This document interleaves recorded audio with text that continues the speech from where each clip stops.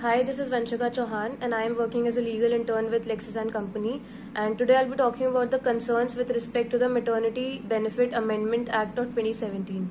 So this act came into force on 27th March 2017 after the presidential assent, after getting passed in the Rajya Sabha and the Lok Sabha. It amended the basic or original Maternity Benefit Act of 1961. The main aim of this amendment act was to regulate the employment of women during the period of childbirth in order to bring gender equality, women empowerment, and also to allow women to undergo pregnancy without having to lose their job.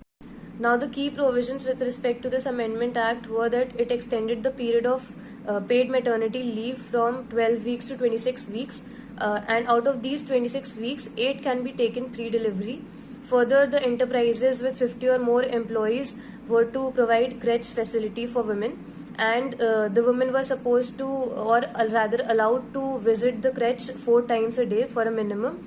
Also, the women with 2 or more children were to get reduced entitlements, because if a woman has a third paid maternity leave, or if a woman is undergoing her third pregnancy, then rather than getting 26 weeks leave, then she would be getting a 12 weeks leave. Further, the cost of paid maternity leave was to be borne solely by the employer itself. Now, coming to the concerns with respect to this act. After the implementation of this act, about 11 to 18 lakh women lost their jobs across 10 sectors in India. Further, considering all the sectors, about 1.2 crore women lost their jobs around India. And also, India has hardly 6.5% women employed in the formal sector, whereas 94% of the women are employed in the informal sector. Since this act is applicable only to the formal sector, the 95% of women employed in the informal sector are not able to avail the benefit of this act. Now, coming to the concerns with regard to the maternity benefits, the very first one being the cost which is borne by the employer. Since there are higher benefits borne by the employer, it has driven the companies to discriminate at the time of employment, giving more opportunities to men rather than women, so that they do not have to bear the maternity leaves which are paid. Second one is child care. Since in India it is believed that it is the sole responsibility of women to take care of the child, they are given 26 weeks leave, whereas in the central government the employees get 15 days paid leave as paternal leave, which is discriminatory. Now, coming to the informal sector issue, 93% of the women are employed in the informal sector. Therefore, they are not able to avail the benefit of this act, since this act is not available or applicable to the informal sector. Now, coming to the facilities, there is no clear clarification given with regards to the child care after the 6 months wherein maternity leave is over. And in India, it lacks the responsibility of facilities which are given for childcare. So it is a major concern of late. Now, how can these issues be addressed?